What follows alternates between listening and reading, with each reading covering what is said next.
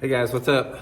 Welcome back here to another episode of The Fishing Teacher, and really appreciate you guys swinging by checking out today's video.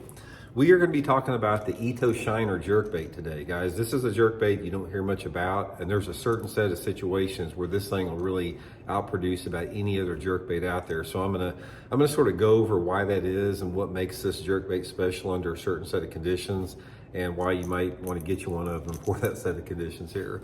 The thing about jerkbait fishing, guys, it's all about size and profile for the most part. And the size and profile of a jerkbait, as far as its effectiveness, has a lot to do with a lot of different variables. It has to do with the water temperature, the water clarity, the type and size of fish that you're fishing for, the weather patterns, weather conditions. There's a lot of variables to that. But specifically, we're going to talk about the Ito Shiner today when it really does outproduce any other jerkbait. And also, guys, I'll put my Tackle Warehouse link in the description. I'll link the Ito Shiner in that description if you guys would like to try one there. So first of all, let's talk a little bit about the bait. The Ito Shiner is larger than the traditional Megabass Vision 110, which is a little over 4 inches long. This is a little bit wider profile, height-wise, it's wider side, and it's longer. It's a little bit larger bait profile-wise, and the lip on it is a little bit larger too. Now, the thing that makes the Ito Shiner unique compared to other jerkbaits is when you jerk the thing, it has a really aggressive side-to-side action to it, a lot more aggressive than a normal jerkbait. While, say, a Vision 110, might go like that, darting, the Ito Shiner is going to go super aggressive, and you don't have to work it quite as hard to get that aggressive action out of it. Now, the time that it works good is when you want to capitalize on that aggressive action. Now, it's not to say that you can't fish it slower and subdue that action a little bit. But when you jerk it, like the traditional jerk, pause, jerk, pause, it simply has a wider swath than most jerkbaits, making it, what my definition is a more aggressive action. In order for this to work good, and the times it will outproduce other type of lures and other type of jerkbaits, is when the fish are in an active, aggressive feeding mode out there. And a lot of this has to do with your conditions. It has to do with the lake conditions, and it has to do with the weather conditions and weather patterns. My opinion here, from all the years I fished the Ito Shiner and other jerkbaits, here is the ideal situation when you want to put this thing on above anything else. Number one, water temperatures. Water temperatures need to be in the low to mid 50s. So that's a very important factor. Now that can be in the spring or it could be in the fall time. It doesn't really matter what time of year. Water just needs to be low to mid 50s, or something about that water temperature in correlation with the bass mood and aggressiveness and personality. Second with that is you got to have the right weather pattern.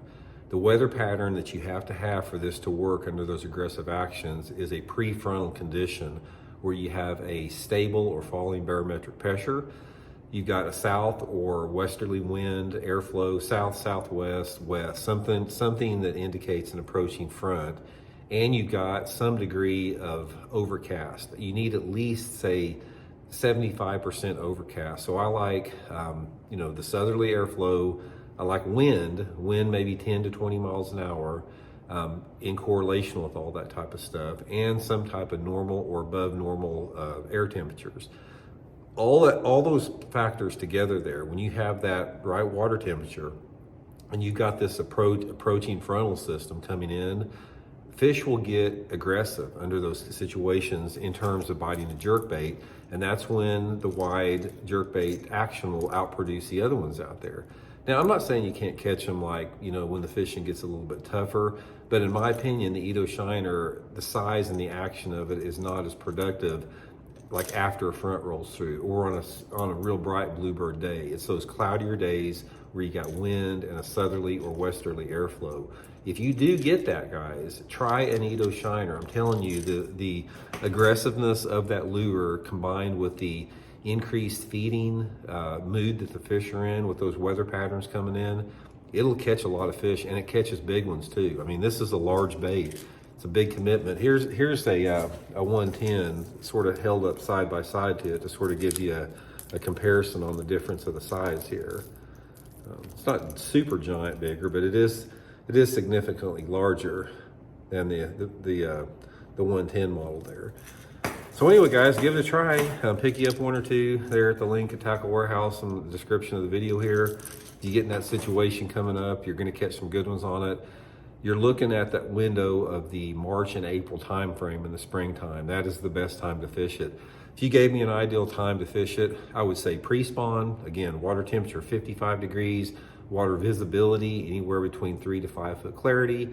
A fairly windy day, doesn't have to be super windy, but you need some type of moderate airflow, southerly southwest wind, west wind, some clouds, and it'll catch you some big ones. So hope it helps out, guys. We'll talk later.